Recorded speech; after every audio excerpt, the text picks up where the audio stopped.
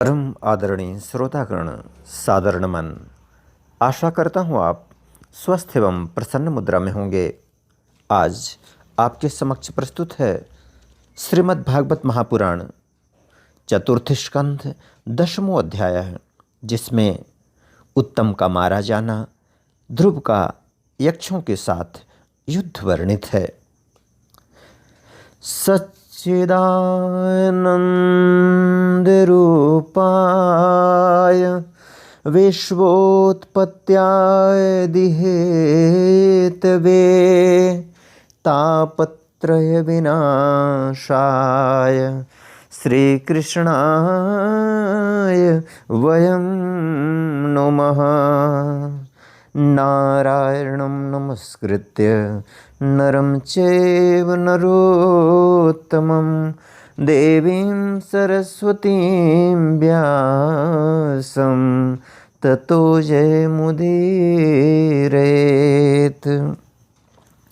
श्री मैत्रेय जी कहते हैं, विदुर जी, ध्रुव ने प्रजापति शिशुमार की पुत्री भ्रमि के साथ विवाह किया। उससे उनके कल्प और वत्सर नाम के 2 पुत्र हुए। महाबली ध्रुव की दूसरी स्त्री वायुपुत्री इला थी।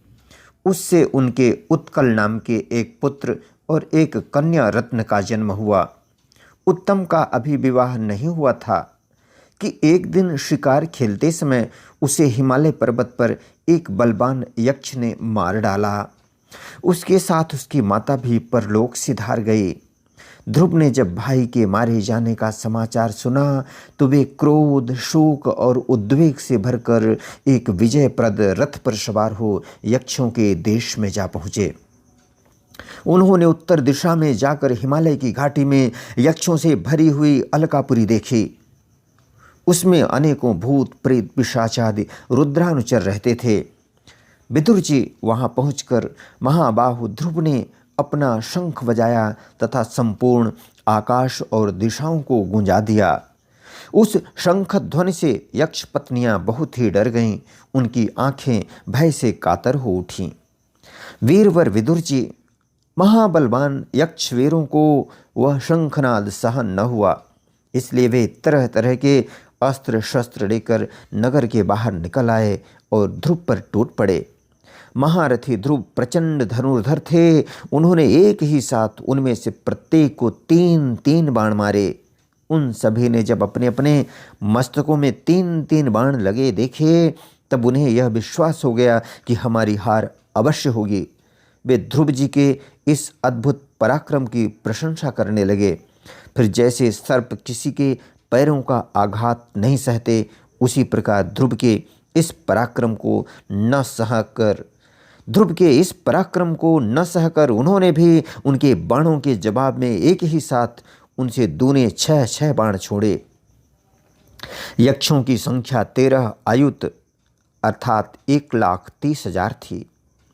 उन्होंने ध्रुव जी का बदला लेने के लिए अत्यंत कुपित होकर रथ और सारथी के सहित उन पर परिघ, खड्ग, प्रास, त्रिशूल, फरसा, शक्ति दृष्टि, शक्ति रिष्टि, भूषुंडी तथा चित्र विचित्र पंखदार बाणों की वर्षा की।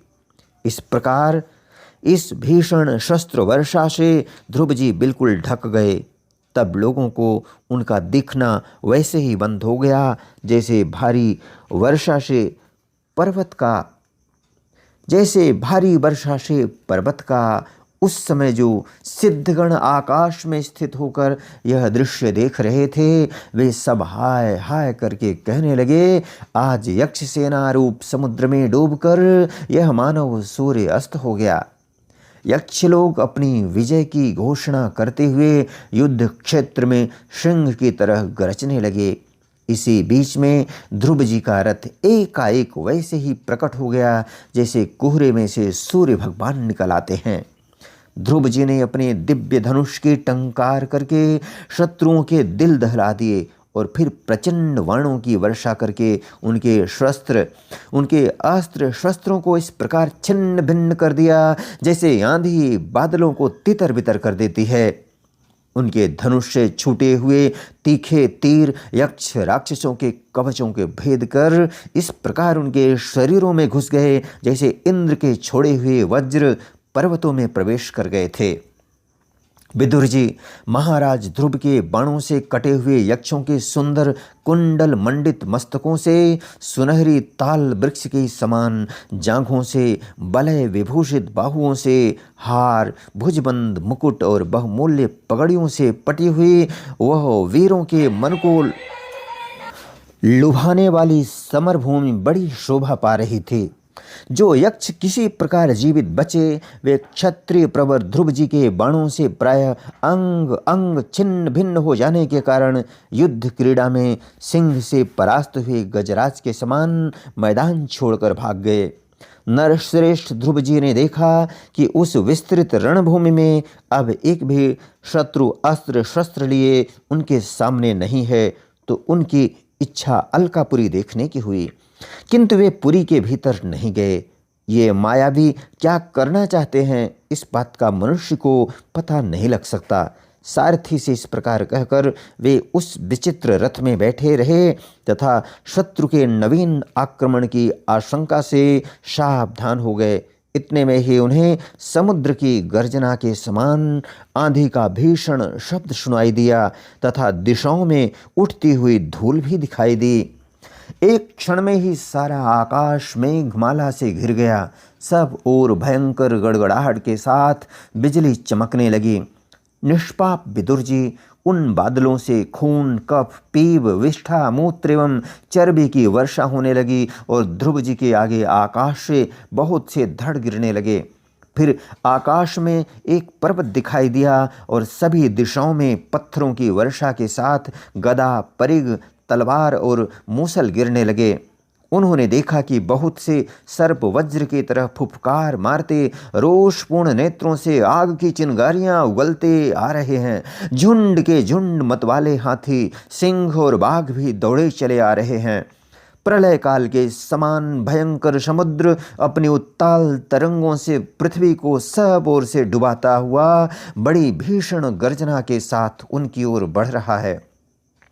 क्रूर स्वभाव असुरों ने अपनी आसुरी माया से ऐसे ही बहुत से कौतुक दिखलाए जिनसे कायरों के मन कांप सकते थे। ध्रुव जी पर असुरों ने अपनी दुस्तर माया फैलाई है, यह सुनकर वहाँ कुछ मुनियों ने आकर उनके लिए मंगल कामना की। मुनियों ने कहा, उत्तान पाद नंदन ध्रुव, शरणागत भय भंजन सारंग पाणी भगवान, नारायण तुम्हारे शत्रुओं का संहार करें।